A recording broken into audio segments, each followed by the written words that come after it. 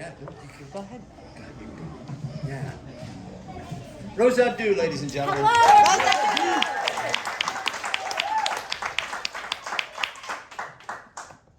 It is my pleasure to be here. When David asked me to do this, I felt so honored because this is a person that I've known since time began, since the 90s, and I feel so proud of him that I want to start by channeling a very dear person that hired both of us at Second City. Dave Razowsky. This is Joyce Sloan, who hired the two of us, who's the mother of all people at Second City. You wrote a book. I knew you could do it because improvisation is writing without a pen. Okay? And you did that. And now you're in a bookstore. Good for you. Everybody, say you're proud of David. Proud of We know, yeah, you. of course he's here. I'm so happy for you. Thank you. This is incredible. Wait, now I need a little help.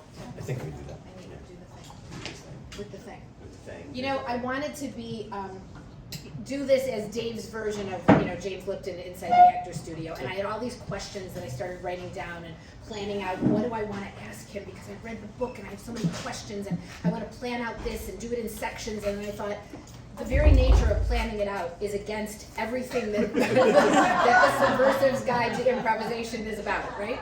So first, I want to compliment you on finishing the book, writing the book. I found it completely fascinating. There were so many things in here that I didn't know about you. And I also want to say I absolutely love the color of the cover. And I love that David's pants match the cover. There are no accidents, people. And I'm just thrilled to be in discussion with you about your book. It's incredible. Also, may I just say that I love the lowercase David Razowsky, because I feel like that's a power move, people. You don't need capital letters. Very E.E. Cummings, very Esperanza cool. Spalding. You're very cool. Subversive. I wanted to ask you, how long did it take you to come up with the title Subversive Guide to Oh my Improvisation? God.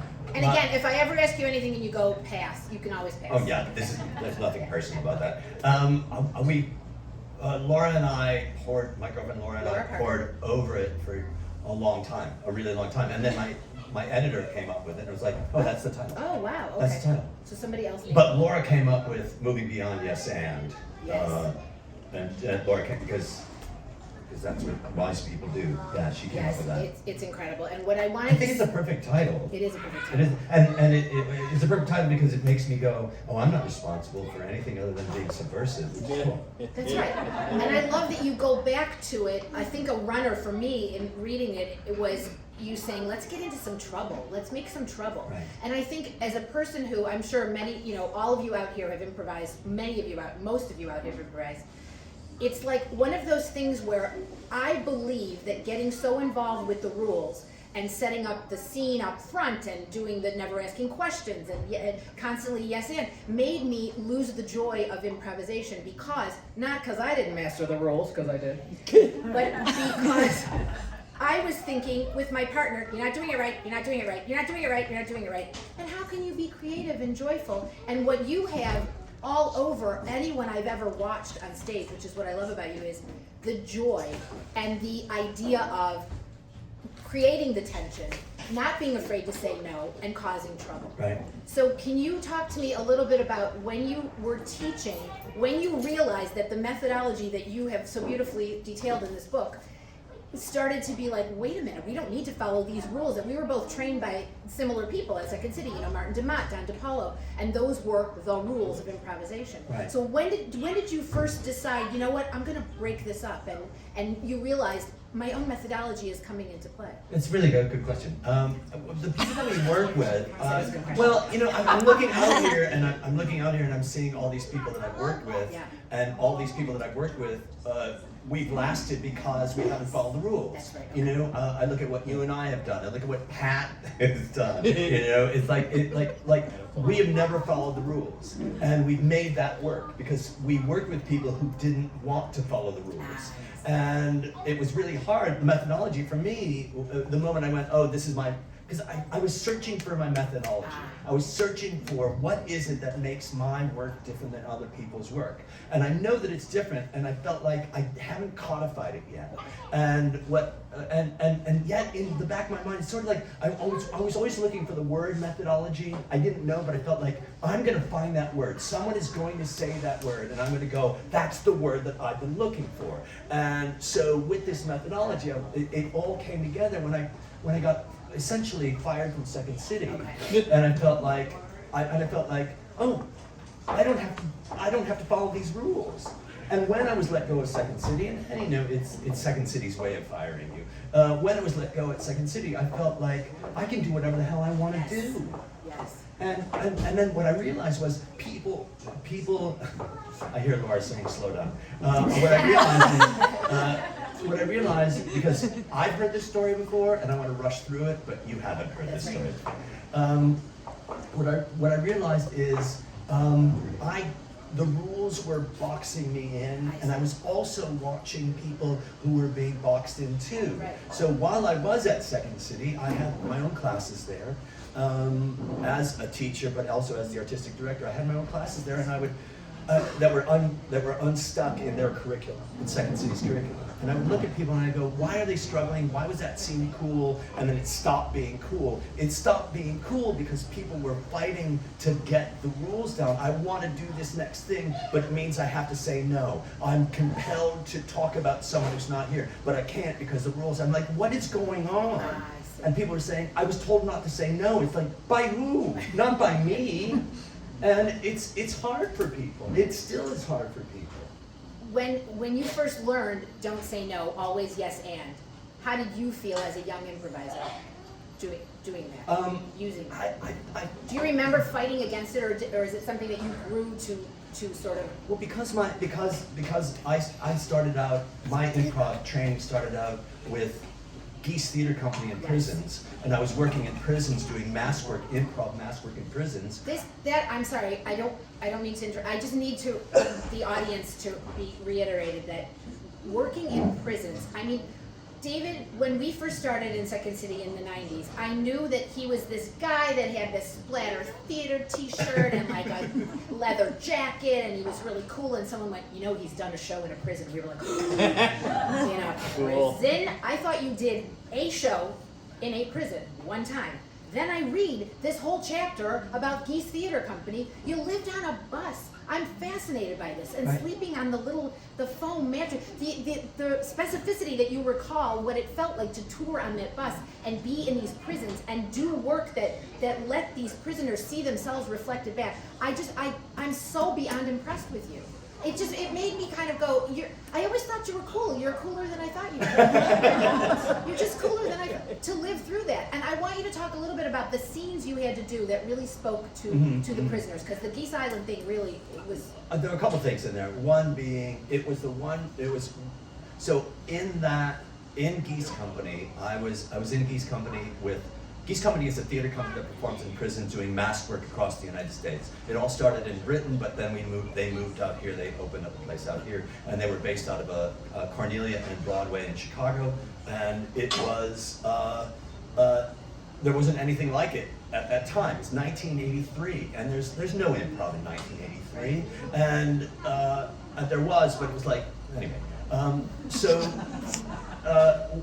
I got hired for this. I had no idea what I got hired for. And the first thing that I know is I am working in Centralia Correctional Center in Illinois, and I'm doing mask work, and I'm coming in on a bus, and we get into this prison, and we're held into this one area where they search the entire bus, and then they strip search us.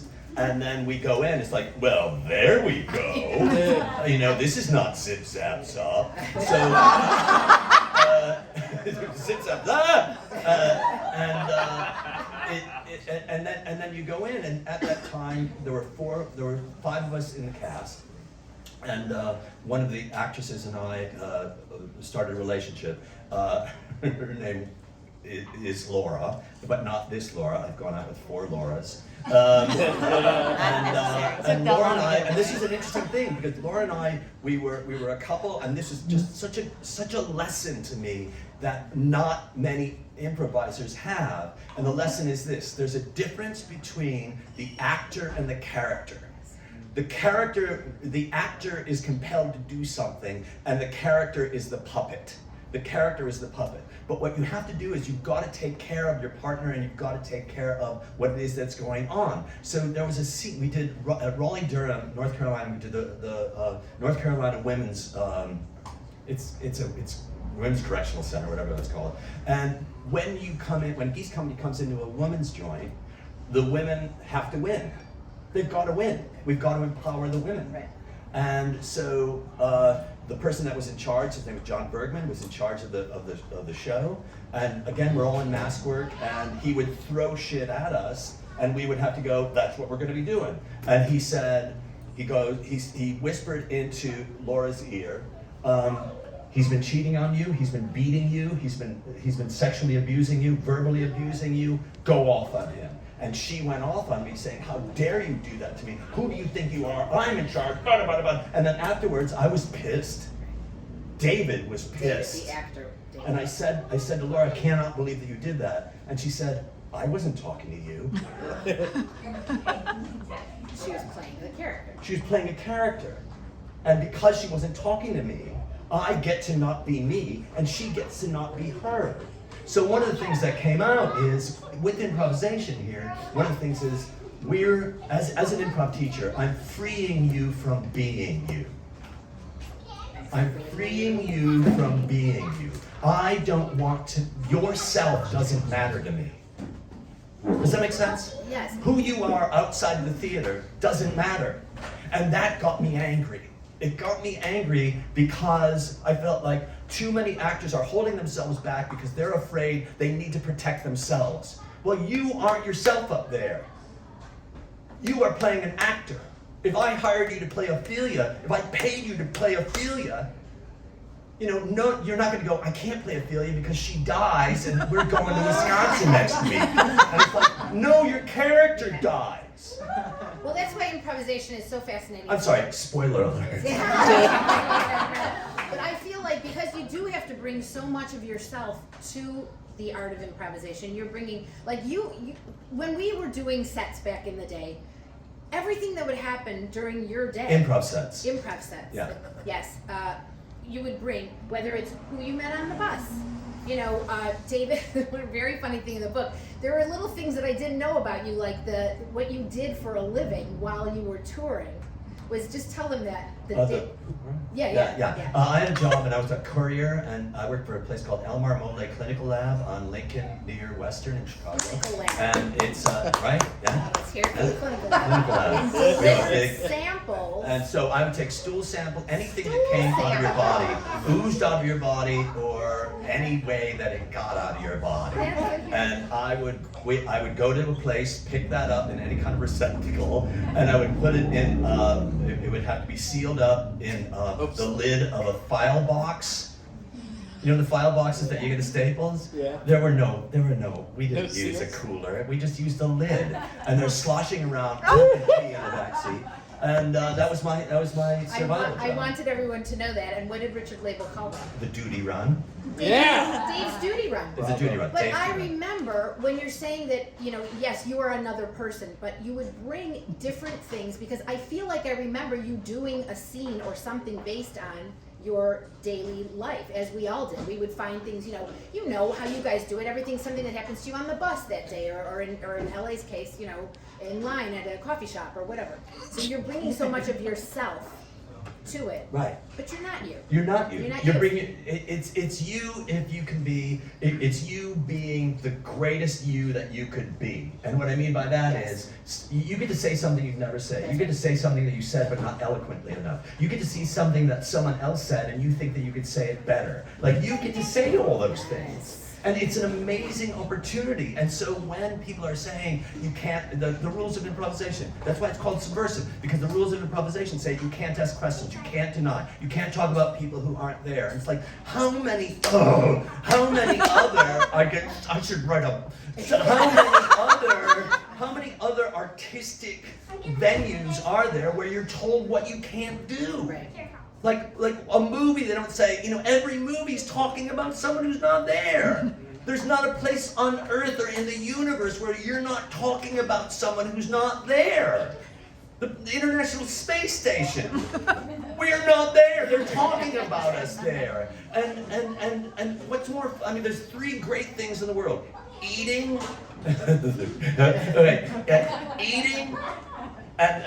eating, having sex, and talking about people who aren't there. It's called gossip, and it's one of the greatest things that separates us from the cows. That's the only thing. David, I want to do a scene with you about gossiping cows. But I wanted to say that's what struck me, in all the different sections, was your desire to be a rule breaker. Right. And I think it started, you were kind of a defiant kid when Right. everything started. You have a very big theater background. And just the idea that your father and mother were not, they were musical people, which I loved hearing about that in the book, but not really, you had no pattern to follow of a family that's in the show business by any stretch of the imagination. Your father wanted you to be An electrician. An electrician, Yeah. right? And Yeah. I thought that was A union electrician. A union electrician. Yeah. And were there any moments? There was a moment you mentioned in the book where you say, at one point I'm like, was my dad right? Should Right. I do this? Yeah. And tell me about that. You seem to, because in a book you go from one cool thing to another because that's your book, and you don't write about the years that maybe you were questioning things. But it really seems like, knowing you as long as I have, you did always seem to find some artistic outlet for yourself.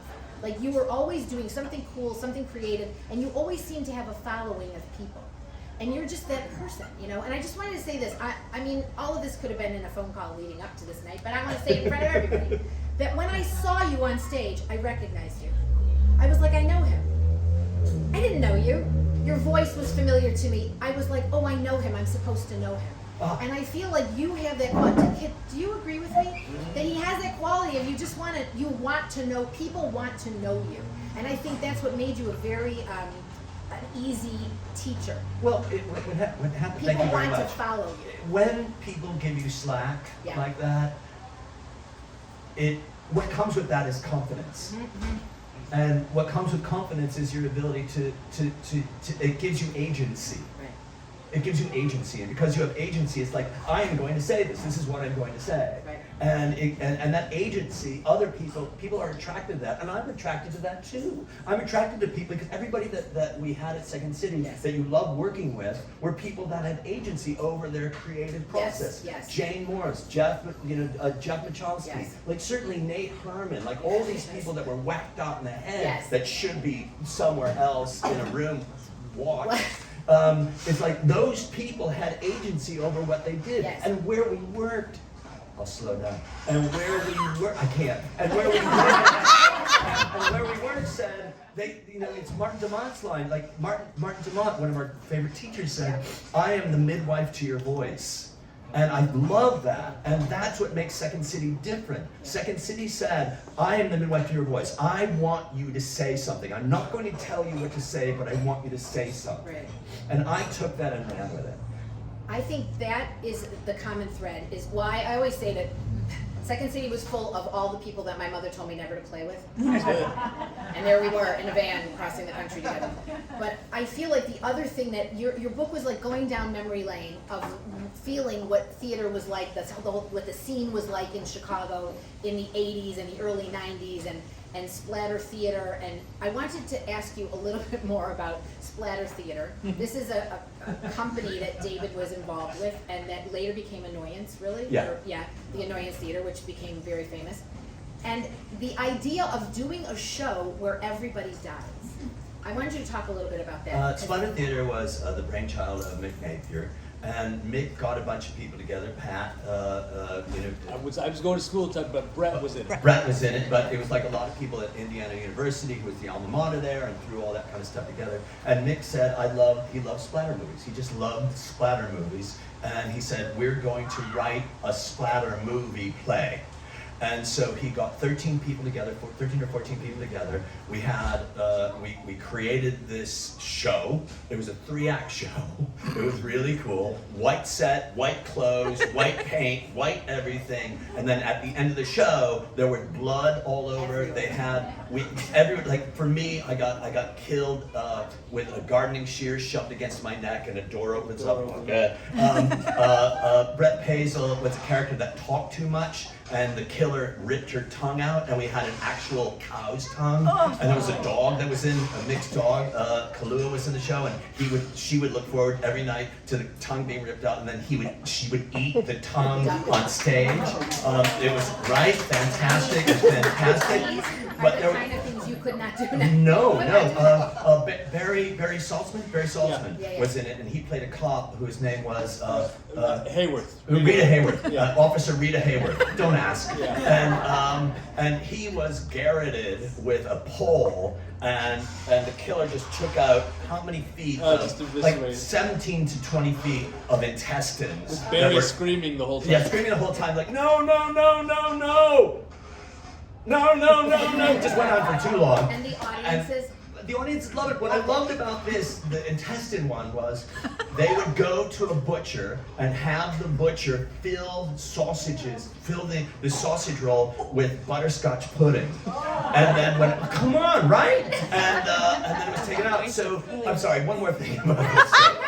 It was 3 acts. It was 3 acts. It broke out into 3 acts. The first act ended, and then Tim Slagle played a Nazi drag queen and just smoked. And when he finished his cigarette, the intermission was over. The second act was a show called Meet the Meatley Family, and they were raw pieces of meat used as puppets, and that was done by Kim Howard Johnson. The show was free to get in, but you had to pay $10 to leave.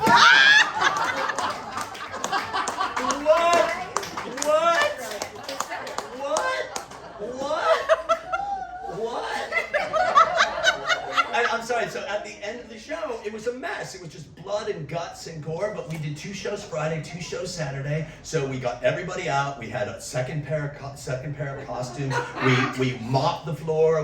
We had high-powered industrial fans. We dried it. We painted the entire set again, and we did a second show. Amazing. The energy it takes to. It's a young person's youth. game. That's youth. And that same vibe, those same people created something that I had the pleasure of sitting in the front row for, called Donkey Improv, where there was an actual live donkey on the stage. Twice a year we Twice a year. And you'd see this donkey, and it just became normal. It became the most normal thing in the world to just do improvisation with a donkey.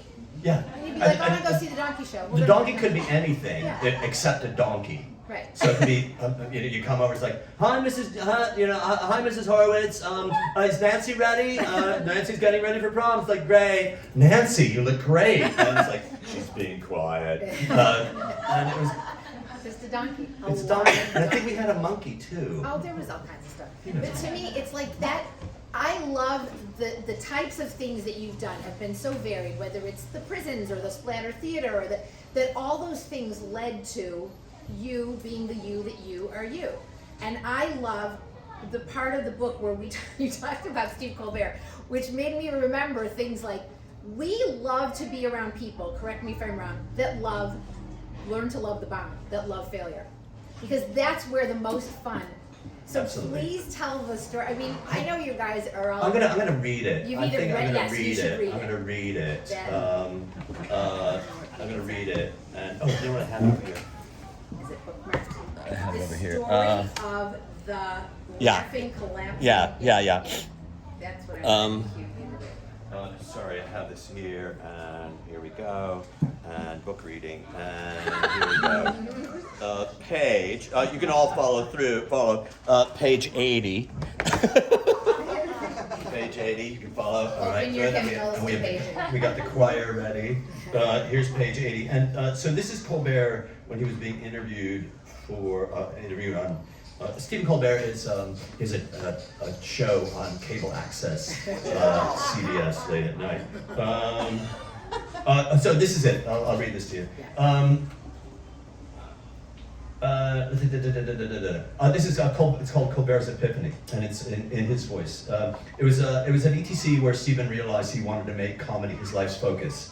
Like so many epiphanies, it was a result of failure, but not Stephen's. It was fellow cast member Jenna Jolovitz, and she's here. Here's Stephen telling the story in an interview he did at Google headquarters in New York City. I was backstage one night with David Razowsky, and Jenna Jolovitz was on stage, and she was supposed to do a very simple blackout. A blackout is very short. It's one joke, and then the lights go out. She goes out there to do the blackout, and she's supposed to say, "Welcome to the No Exit Cafe. I'd like to do a song for you now."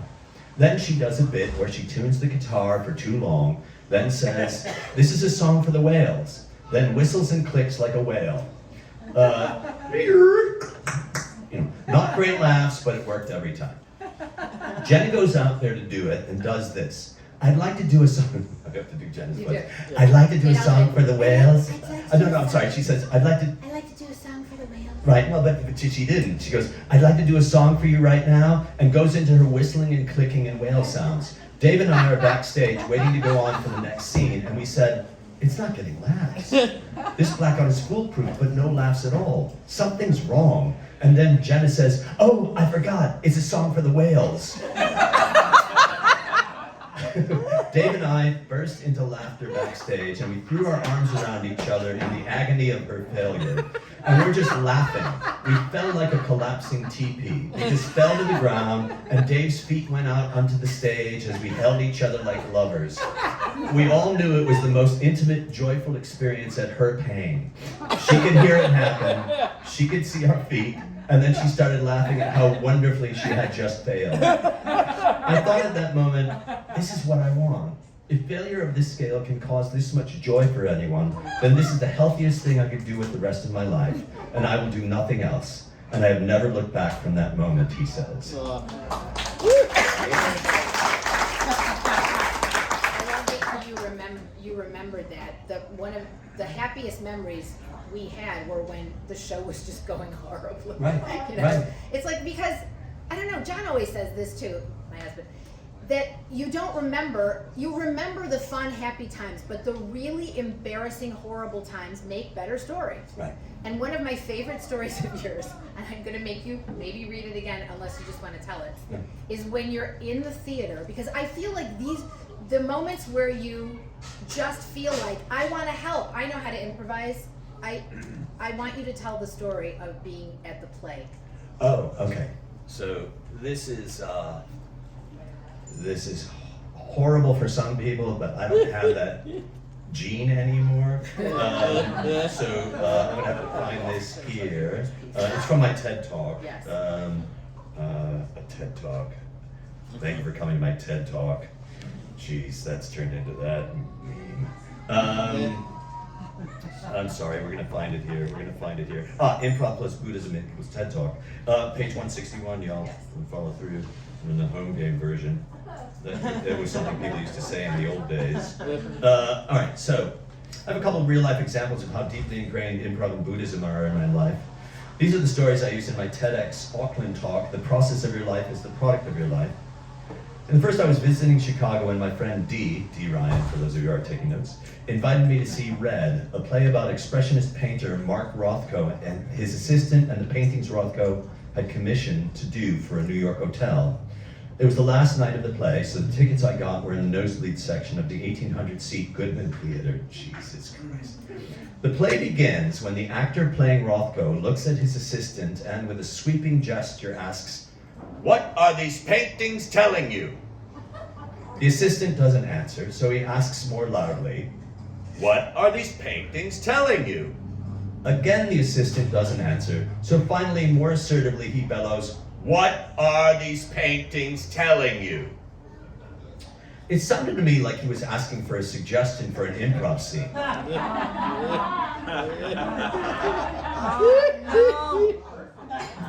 I got this, I thought. I'm a trained professional. This is how it's done. What are these paintings telling you? I want to be here! I shouted down from the top balcony in my most resounding basso profundo voice. The actors froze. 1,800 heads snapped in my direction to look for the moron who had shouted during the performance. A moment too late, I realized, oh fuck, this is a play. This isn't an improv show. All right, I'll just keep going, just for a second. So what do I do now? My first thought was, flee. It was dark in the theater, so no one saw me. I could leave. Or wallow in my shame, stay in my seat, stare down at my shoes, telling myself, of course I did that. That's why I don't have nice things like a girlfriend or a car. Or, like Buddha, stay, sit, accept the fact that it happened and be present. And that's what I chose to do.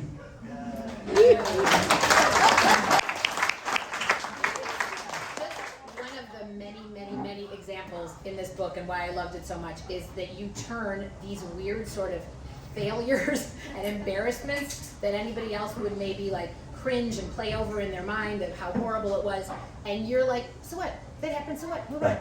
And I remember I had to understudy with very little notice one time in a show with you, and you and Mark Beltzman came up to me and said, you're gonna fuck it up.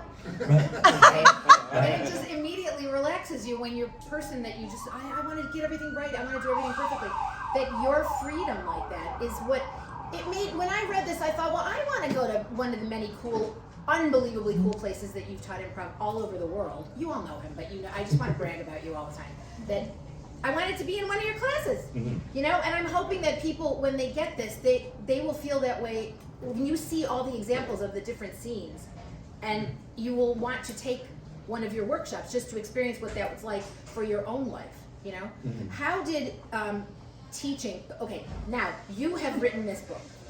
Have you taught a workshop post being written the book? Yeah. Has that changed the way that you teach? Because you can just say, hey, I'm trying to explain it, but just go to page 180. What's interesting is to come in and strangers know my They know your work. They know my nomenclature. They know what things like He knows what, words like nomenclature. like nomenclature.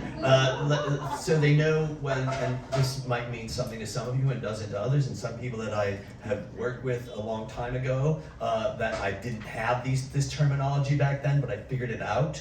So terms like bridge line, sister line, like all these things, you know, bridge line, sister line, like all these other things that people know, people are coming in with that information, so I don't have to do that. Another thing is, I got a lot of pushback.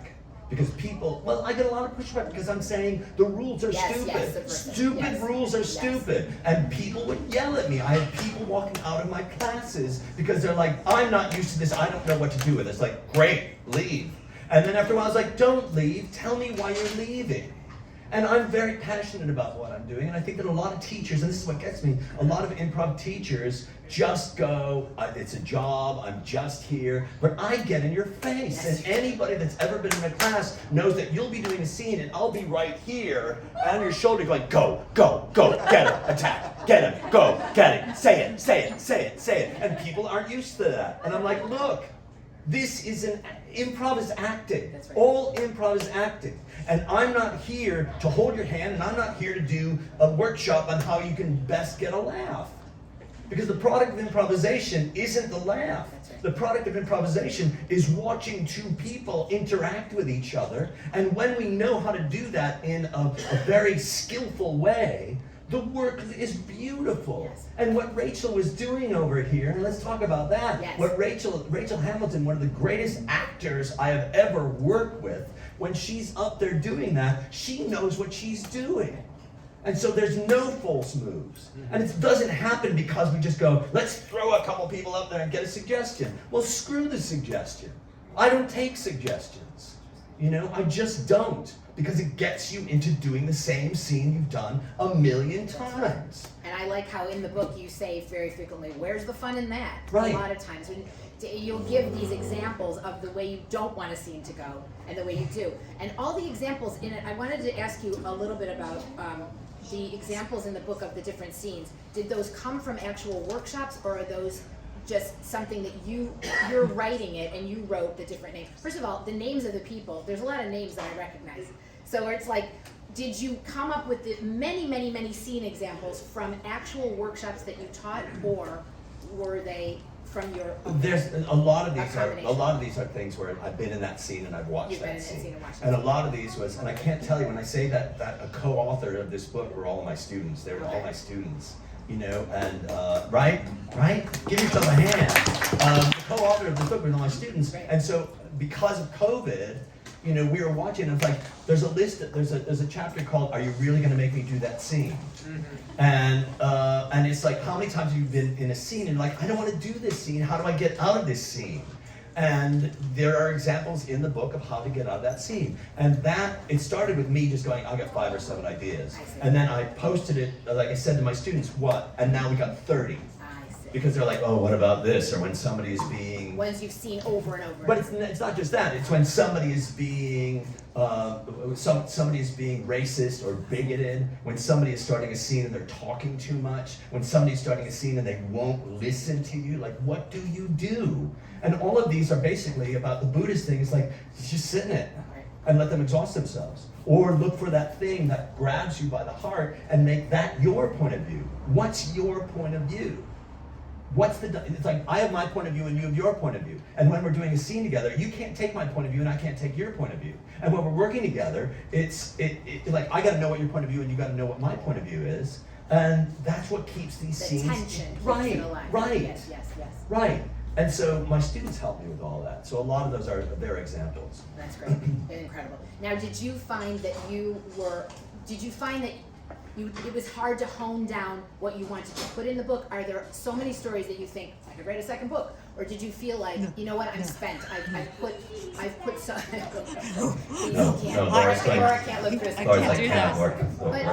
Because I noticed you posted a very funny story about Keegan-Michael Key online this week for his birthday. About I'll read that. I just love that story. It didn't make it into the book because I couldn't figure out where to put it. Right. And but do you have a lot of other stories like that? I have a lot of other stories like that too, where it's like I love, like there was a story that, so I wanted to say this and I know that she's not here, but I don't think I've ever said this before, and it really catches me because it's really something about the Second City family.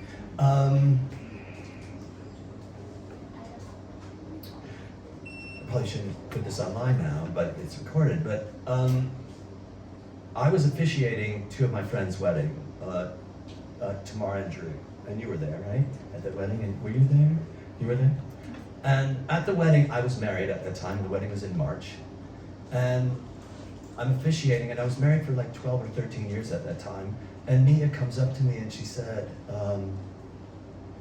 if you ever need a place to stay, you can stay in my guest house. And I'm thinking, I have a house. Why would I need a place to stay? And in May, I called her up, and she and Ian put me up in their place for 1.5 years before I got on my feet. And while I was there, they live in Hancock or Windsor Square, and down the street one day I was walking my dog, and I see a bunch of Secret Service cars over there, and I'm like, what's going on here? And a guy, you know, one of these guys, he said, Senator Obama is in one of these buildings. And I went, oh, cool. And I just stood there with my Rottweiler. And he goes, you can't stand here. And so I moved away. And it was like a dream. And the door opens up, and there's Obama with like one person standing with him, coming down. And I'm like, that's Senator. Oh, I've read about him, and I'll probably vote for him. And he's about to get into his car, and he calls me over. And he goes, I said, he calls me over and I said, what are you doing in this neighborhood? You're slumming? And he goes, the guy who owns this building owns a BET, and I'm here for that. I'm like, oh, great. And I told him I worked at Second City, and they have a show called Between Barack and a Hard Place. And I said, I could probably get you comps. And he went, I think I could get comps. He's like, whatever you want. And we had this long conversation, and then Boyd, my dog, wanted to leave, and I'm like, I gotta go. And he's like, nice talking to you. And I was like, well, that happened. But it's one of those things where, how do I put that story in there? Right. But I'll tell the Keegan story. You guys have time? Yeah. Let me find this.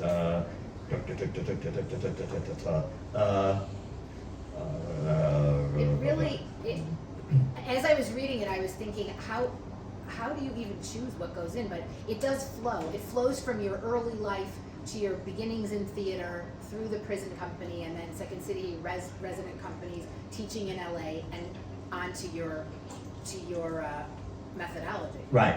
I'm sorry, I thought But I had this. I was impressed with how you moved things along, because you can get on a tangent, David, and you know what I mean? Like, I just thought, is that David? Is it Laura? Is a good editor? Like, who did that for you? Oh, I can't find a damn thing. Well, I think that to just Posted on it is. Yeah, Anybody it's posted on can read it. Facebook. Yeah. But I don't wanna Facebook get is you- one of the social media apps.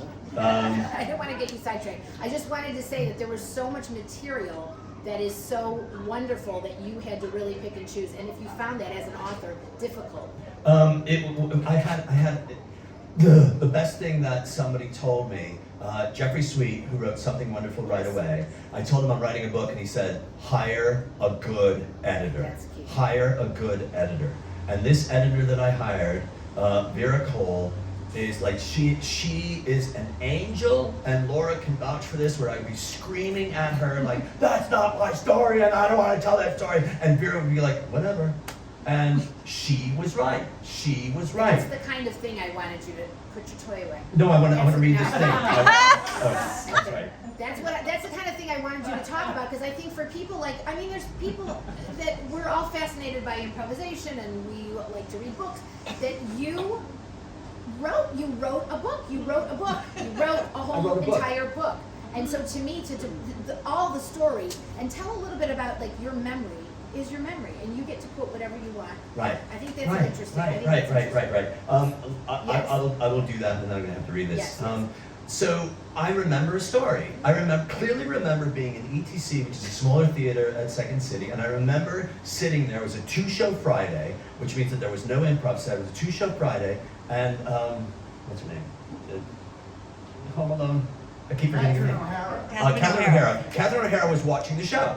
And I clearly remember this 100%. Clearly remember it. Catherine O'Hara came backstage and said, the guys have to leave. I'm just going to talk to the ladies during in between the 2 acts. And I remember going across the street. I remember having Japanese food. I remember coming back, and she was still talking, and I waited, and I think I was smoking at the time, so I just had a cigarette. And then she's like, "Thank you so much." It was half hour, and she goes, "I'm coming back tomorrow with my sister who's a folk singer in Canada." And I'm like, great. And I was like, that's the coolest thing. And then I wanted to put it in the book. And so I called up people. I was like, I don't remember this exactly. And I called up somebody. I might have just gotten in touch with you. And I was like, do you remember this happening? And Rose went, no. And I said to Fran Adams, do you remember this happening? She goes, no. I went to the stage manager. Do you remember this happening? No. No one remembered it happening. And it was like, what? And like, this happened, and I want it in the book. And I talked to Stephanie Bell Blondell. Where is Stephanie? And Stephanie said, she goes, it's a memoir. It's your memory. If you remember that happened, and the details of that's my memory. And when you write a book, it's your memory, and you get to tell these stories from your heart. And if it wasn't true, how come I know so many details about it? But the bottom line is this: that's my memory. Yes, I thought that was fascinating. I thought it was too, Yeah. but you called it the Mandela. Well, I thought it was like similar to Mandela effect, where like a whole group of people can remember something one way that never really happened that way. Isn't it? Yeah. I think it's so interesting. So let me just read this thing. Yes. Today's it was Keegan Michael Key's birthday, so it was a perfect time to publish this story that didn't make it into Subversive's Guide to Improvisation. I was married at the time. I was directing the Second City, Detroit, and as an itinerant artist, not often at home for some special occasions. On one wedding anniversary in Detroit, I missed my wife and needed to be surrounded by friends. I picked a bar and a time to celebrate with the rest of the cast. An hour or two later, I decided on a more conducive place and let everyone know. I think I called them up. Not on a cell phone, but on landlines. No cell phones back then. How did we ever survive? I got to the bar early. A few minutes later, the cast ambled in. We were putting in our drink orders when a fiery red-haired homeless woman entered the bar. She was wrapped in a dirty white sheet, wore filthy slippers, and her beady green eyes zeroed right in on me. She pushed Keegan and Mary Beth Monroe out of the way and got right in my face. I stepped back. "You David?" How does she know my name? "Yeah."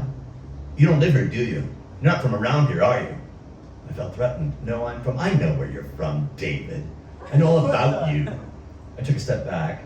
I had no idea who she was. If she knows me so well, I must know her. Maybe from Chicago? "I know your father, Jerry. Your mother, Jo. I know you have 2 dogs, Boyd and Shira." My head was spinning. How the fuck do I know her? I was having an out-of-body experience. Everything around me got silent and small. "I know Katie, your wife." Now I was scared. This strange woman knew all about me. Was Katie okay? I felt an immediate need to call her. The cast stepped forward. "Leave!" shouted Keegan. She ignored him. "Katie misses you. Katie wants you to know something." She stepped toward me and pulled out a wrinkled piece of paper with chicken scratch written in pencil. Her voice got quiet. We all leaned in to hear what she had to say.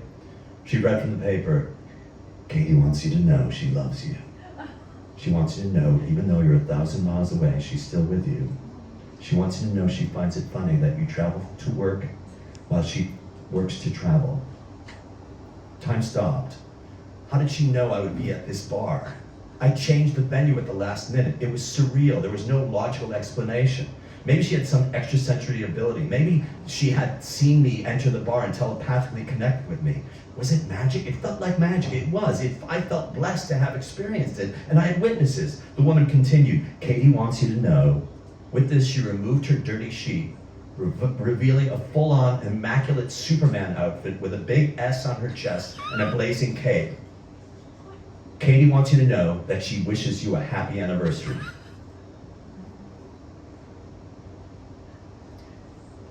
Then she turned and ran into the Detroit darkness. What the fuck just happened? I was stunned. We were all stunned. Well, not all of us. I caught Keegan's eye. He started to laugh, and then the rest of the cast joined in. It was a ruse. Keegan had once worked for a singing telegram company. The woman was a friend of his. I was so touched. I'm doing it now. I was so touched I started crying. The whole cast was in on it. They knew what that night meant to me and wanted to make it memorable. They sensed my longing for home and pulled off the best prank ever.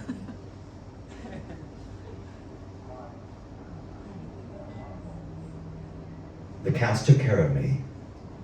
I loved it.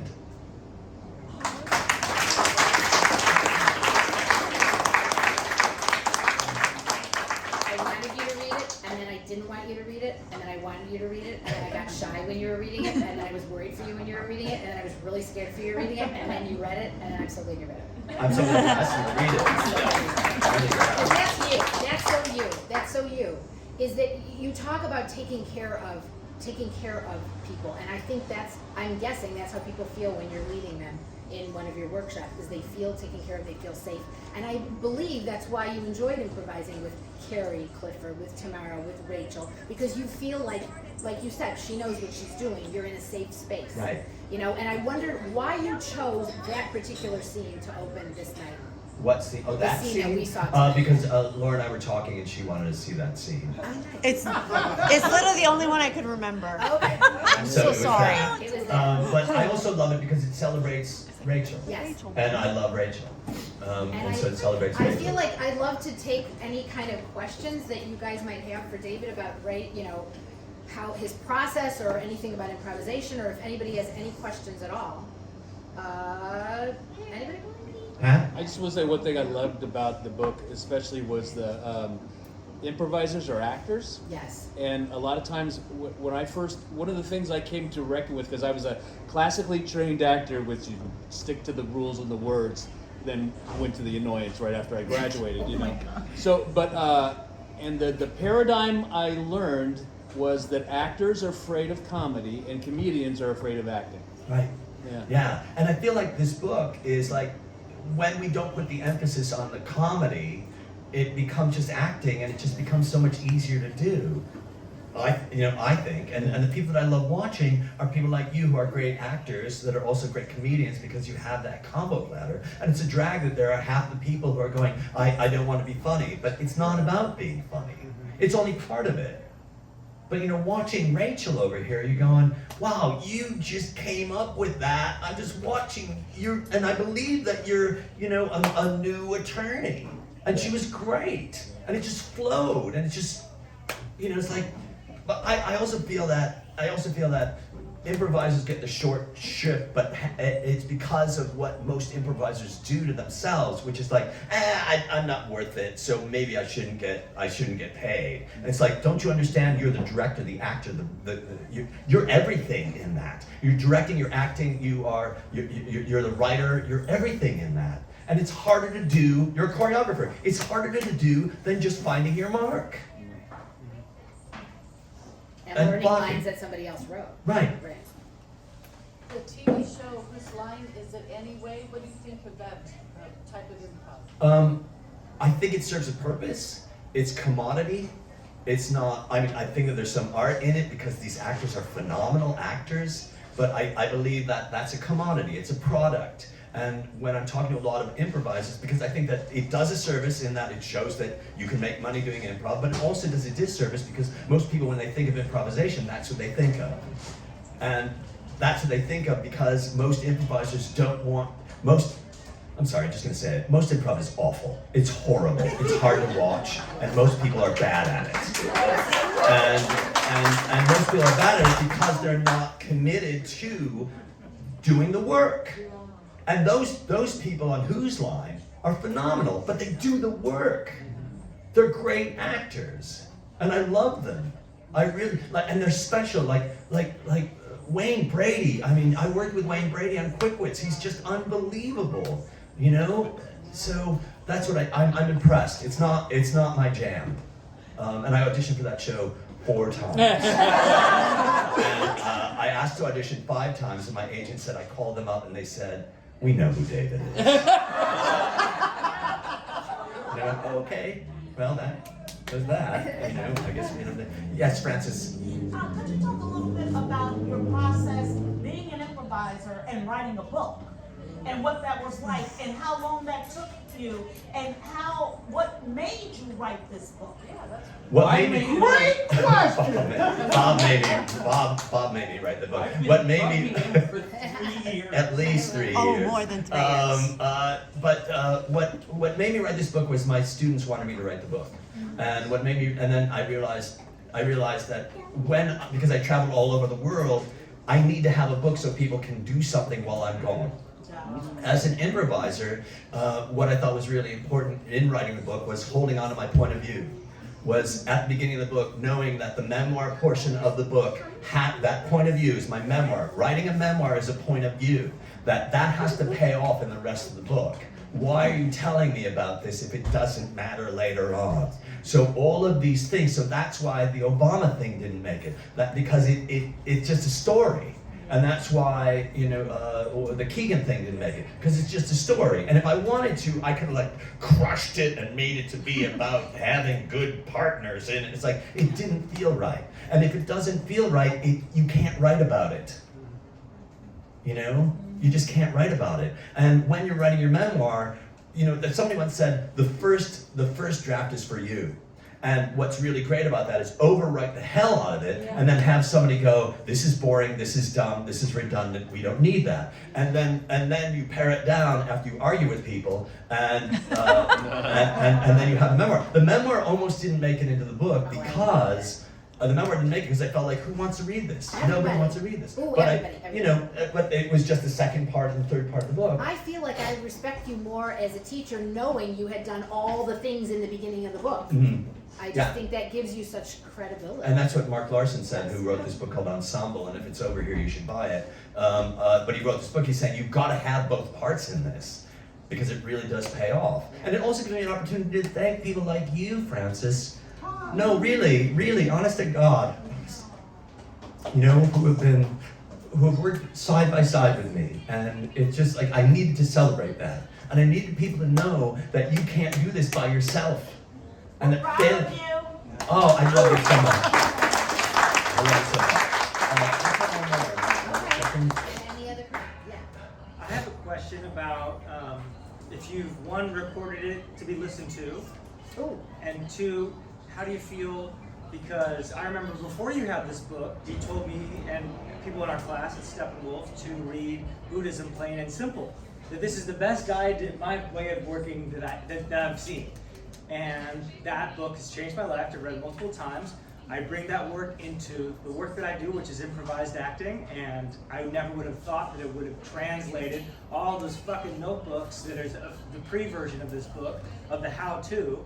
But my question now is, like, so much of the work that you offer is you in your fucking chair. I know. You know what I mean? So Right. how do you feel that it's going to transfer, or you're seeing it transfer by people reading it, as opposed to a vocal transfer of energy? Okay, first off, it costs, because I self-published this book, it cost a boatload of money to do an audio book, and it might be in the future, right? The second part of that is, a major part of this book is all in the back of the book are 15, 20 videos that I want you to watch. So I want you to watch those things to see how those things are how everything in that book is put into practice. And everything in the back of that book, when it's listed, it's like, this is where Rachel did this is where Eric did that, this is where somebody else did that. And that's how I can do that. I've never seen a book that has those sort of things in it, but I've been very lucky because of all the places that we've worked at that have recorded those things. And people need to see this work. I was at that school that one time too. I think. What's that? You went to that school that one time too, where it's all about recording. What school? I don't know. Eye acting, is that the one? Oh my God, yes, that horrible place, and they owe me money. I bet. that place looks like it owes you money. It was weird. It had such good feelings about it, and it was like, murmur. But you know, I learned. I'm just so oh, one more. Yeah. So the last few years, I've kind of just been taking on the philosophy of surrendering. So I took a improv class like a year ago, and I really love the philosophy of that. So I'm good at using that philosophy in improv, but how can we use it in life? Because that's what Somebody once told me the only source of suffering is non-acceptance. So if you think about something that you have in your life right now that you're like, I'm suffering over, it's because you haven't accepted it. And it's a practice. But all these things are practice, right? So whenever there's an opportunity, I'm like, oh, I'm so angry about this, you know, Laura will say, write it out or let it go. And that surrendering is just your idea that this is the way that things have to go. And that's not improvisation. And that's not living your life. Because we could all be upset about something that didn't happen, you know? But it's that surrendering that's so hard. And surrendering and forgiving are two of the hardest things that human beings do. And surrendering is the easier of those two things. So for me, I feel like when I'm in a scene and I'm in a corner and I don't know what to do, the first thought that I have is, can I let this go? And a great friend of all of ours, Mike Coleman, said, when you find yourself painted into a corner, draw a door. And I was like, ah. And the moment he said that, I was like, that solves all the problems of everything. You know, it just really does. It's So crazy. What does that look like? What's that? What does that look like when you're doing improv? When you're doing improv, you're like, you reach a point where you're like, it's diminishing returns. Whatever it is that I'm doing, none of this is working because I don't want to, my system doesn't want to fight this anymore. And so when it doesn't want to fight it anymore, I just go, what if I give in? And then I give in, because that's the only thing that I can do. You know, the only source of suffering is non-acceptance. Accept it, and then over-accept it, and then let your partner deal with your stupid over-acceptance, and then you've got a scene. I want to thank Rose.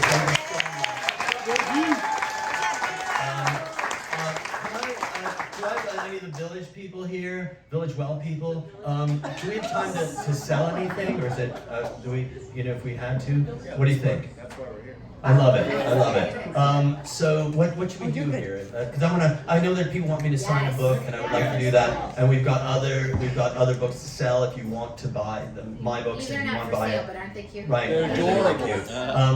Go ahead. Yeah, Tom. so what we're gonna do, we're gonna funnel you this way to get the book if you wanna get the book, and then around to get it signed. Great. So that would put me where? Right here. Right Right here. here. Thank you, everybody. Thank Rosette. Thank you for putting this together. What an amazing evening. Thank you, everybody.